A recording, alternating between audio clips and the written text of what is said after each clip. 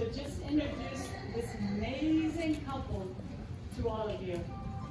We're quite proud to have them here today, and it's Chris and Kate Wilder from Valley Medical Center Foundation.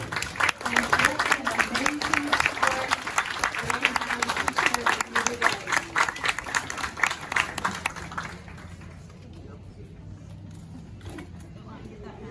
Nice job.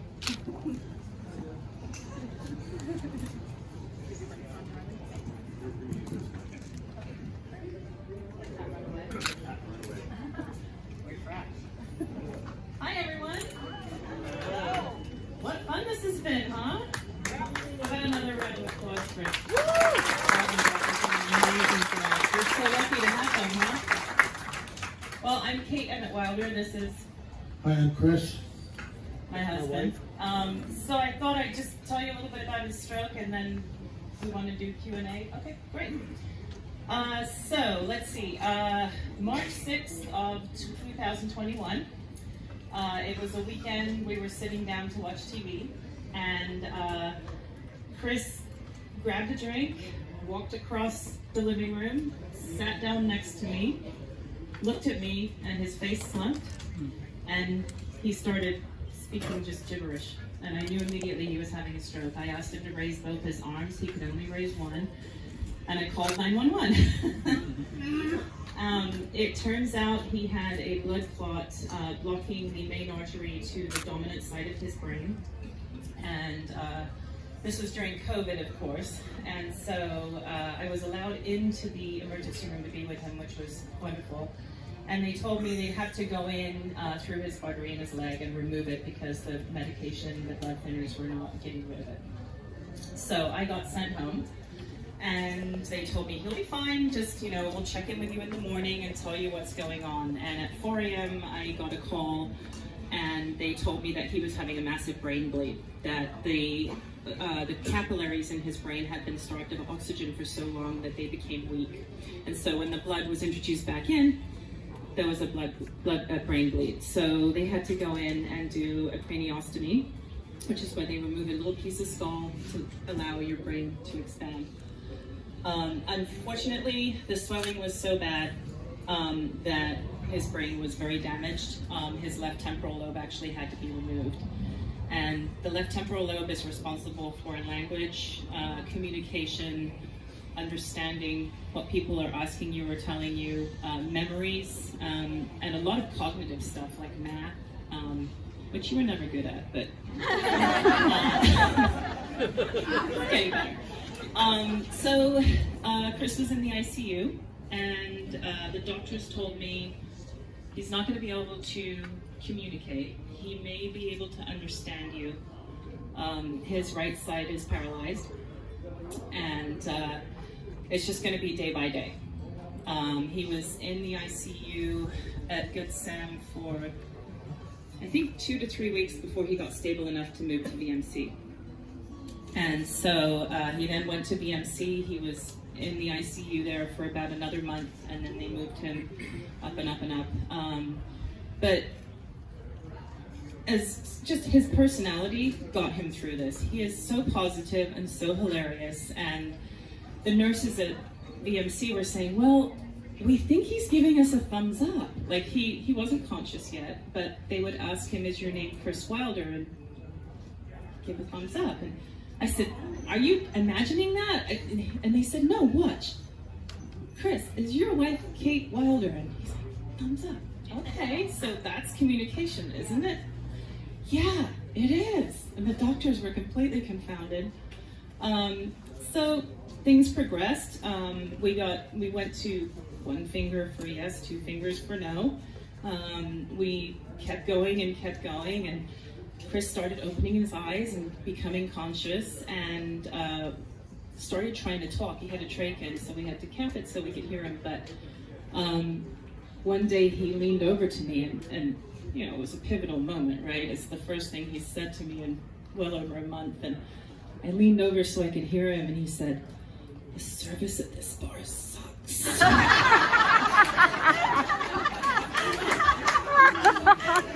I love you would have been nice, but whatever. So it was actually that moment that I was like, yep, he's in there. We're going to be fine. We are going to be fine.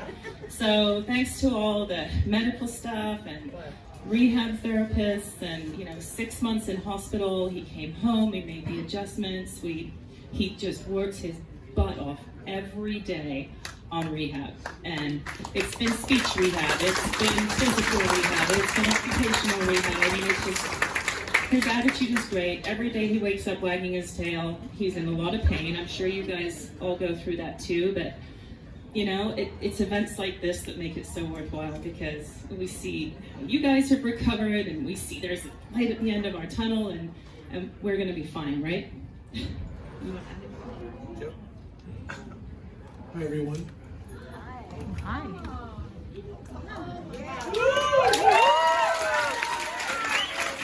So, I think my lovely wife, Kate, who's a better public speaker than she thinks she is. Hi, Sophie. This was really fun today, and it's good to have met so many of you.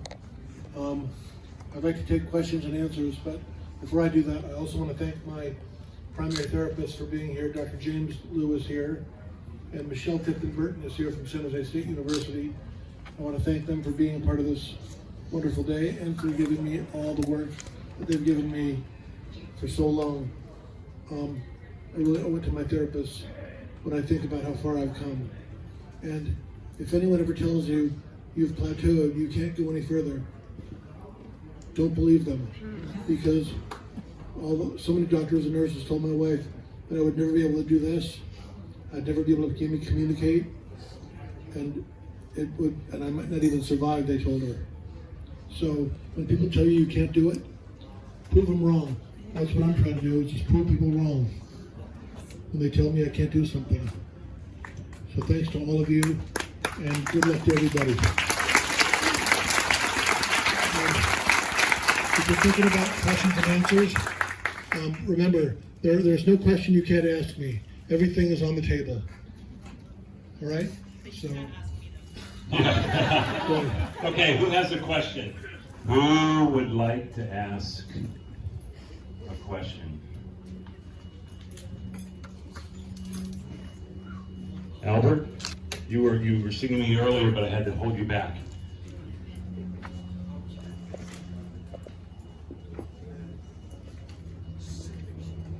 Okay, we'll talk about that in a second. So one of the questions is, how do you think about therapy throughout your day? Are there certain times that you found that you always consistently do it because you get the most out of it that way, or do you change it up? For me, it's really about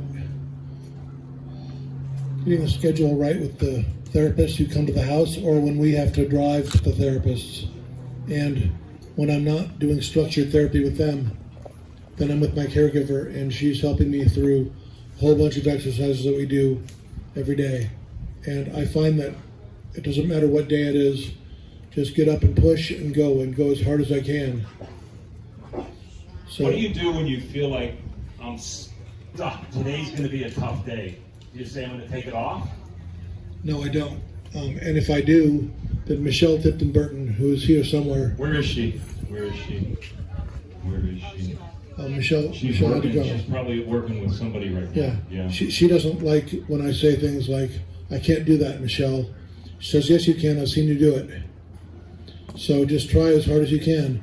And some days, I try harder than other days. No, that's not true. I try just as hard every day. Some days I can do more than other days. And if I can't do something, then we'll modify it and do the best I can. That's how it goes. Great. Questions? Yes. I have a question. There's a question I love asking people these days. There isn't have a stroke. Because for me, the worst day of my life is when I have a stroke. I like asking people, when was the best day of your life? The best day of my life was when I married this woman behind me.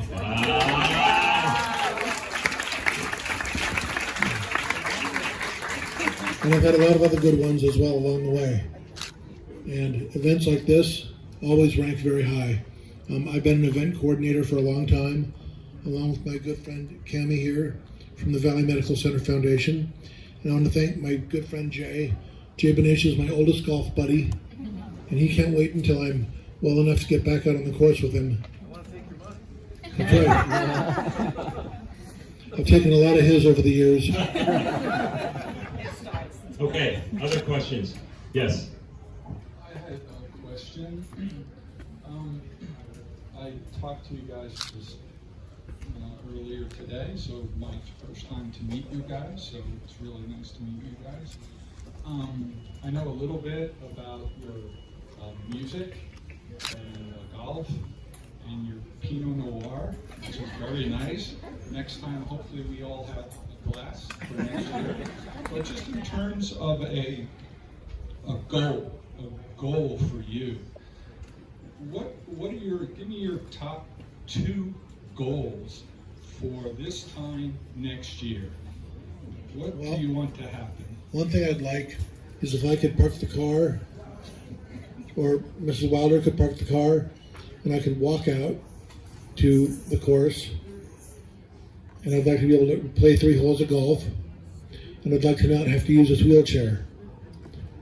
I mean, it's a great goal to give up the wheelchair. I don't know if I'll make it, but I'm going to do my very best. I do a lot of walking around the house now.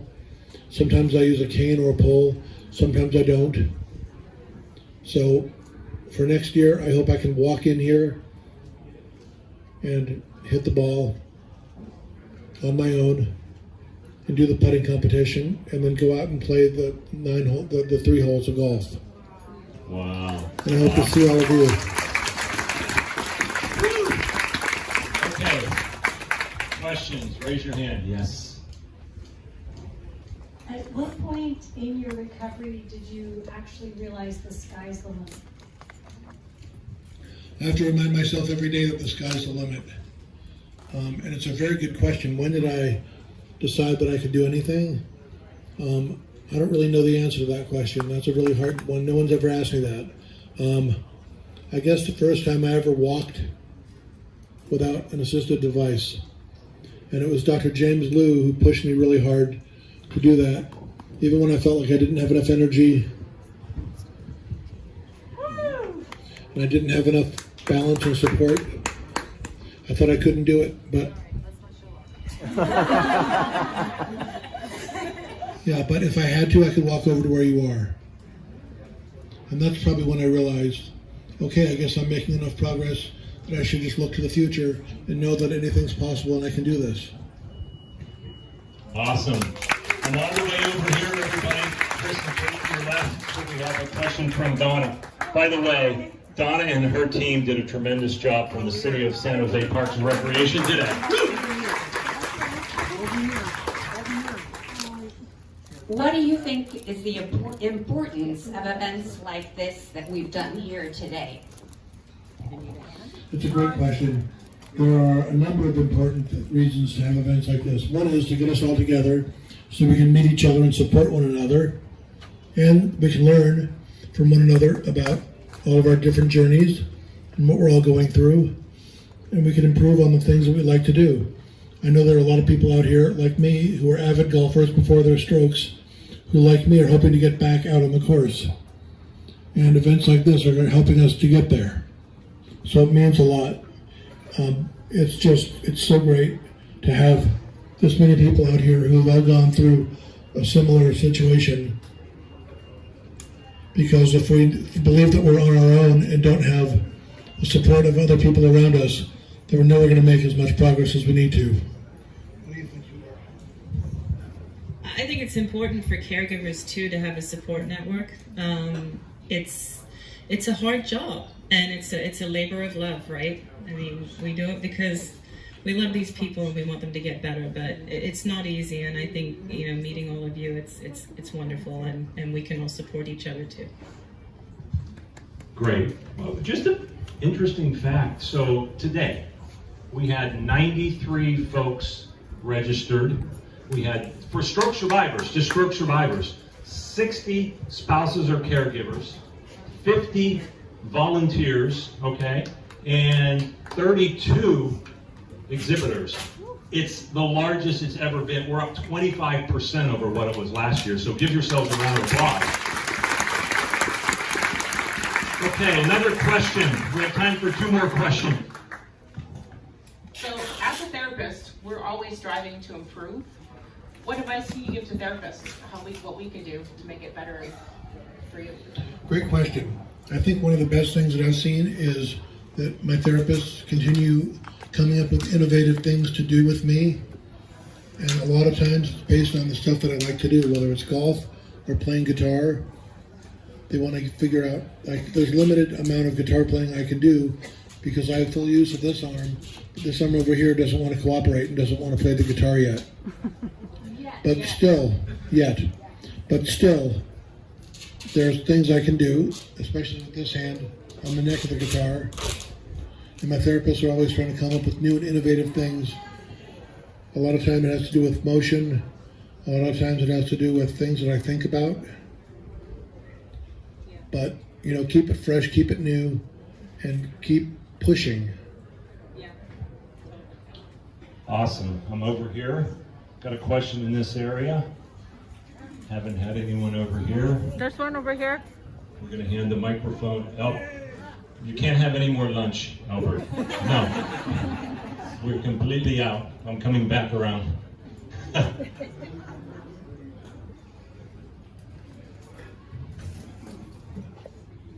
Albert and I are best friends. I have my stroke at 21 years ago. When I had my stroke, I didn't talk for 2 years. And my arm was on my chest for 6.5 years. I couldn't walk for 11 years. Now I can talk, I can move my arm. But my work is very hard because I exercise a lot of equipment. But then, no, I'm doing much better. Don't give up. Just keep the therapy. You're going to get one day ahead of time, ahead of us. Wonderful. Thank you, Albert. Thank you, Albert. I think that's a message for everybody. This is very hard work. We all know it. Albert is a testament to how hard this is. But I'll keep it up, and I'll see you next year here.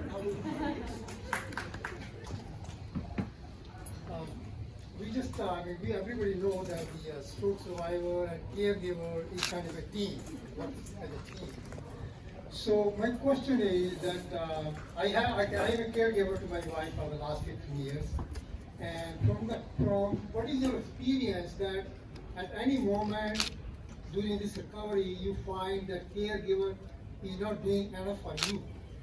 Is there any moment happened to you? I've been very, very lucky. My caregiver has been terrific.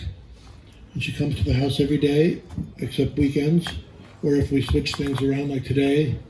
She's not here. Instead, Mrs. Wilder wanted to be here and had to talk to you all. But my caregiver has been super good, and she's really, we think of her as part of the team.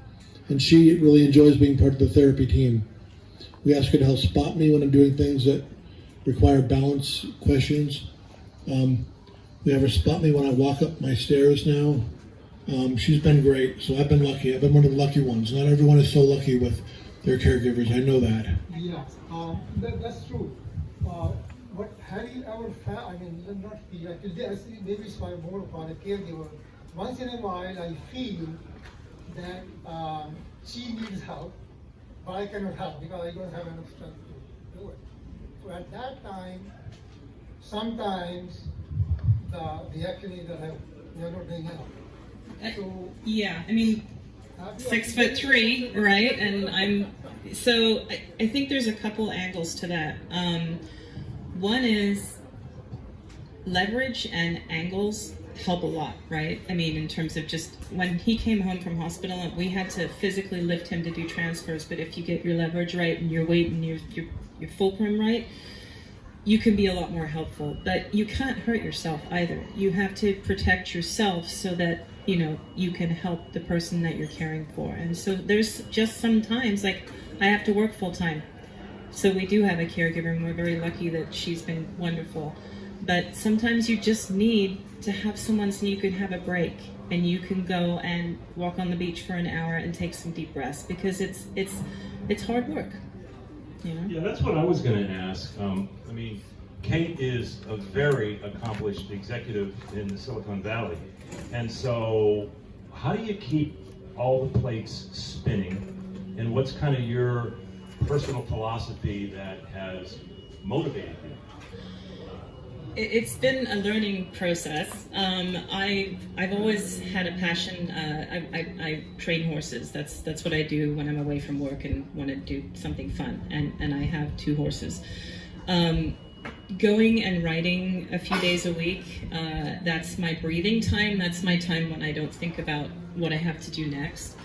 For a very long time, and still sometimes I feel guilty when I do it because I'm not taking care of Chris.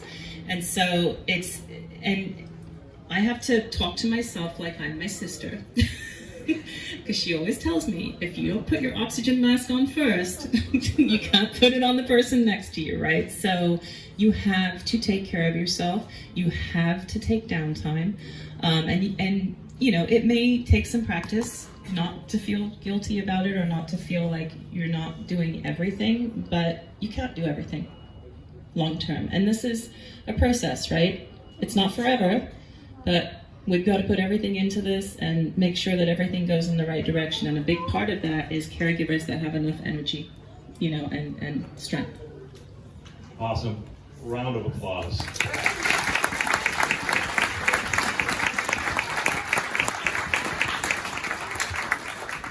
And on behalf of everyone here and listening to your story, Champion the Challenges, would like to give you dinner at Asa Los Gatos. Oh my goodness.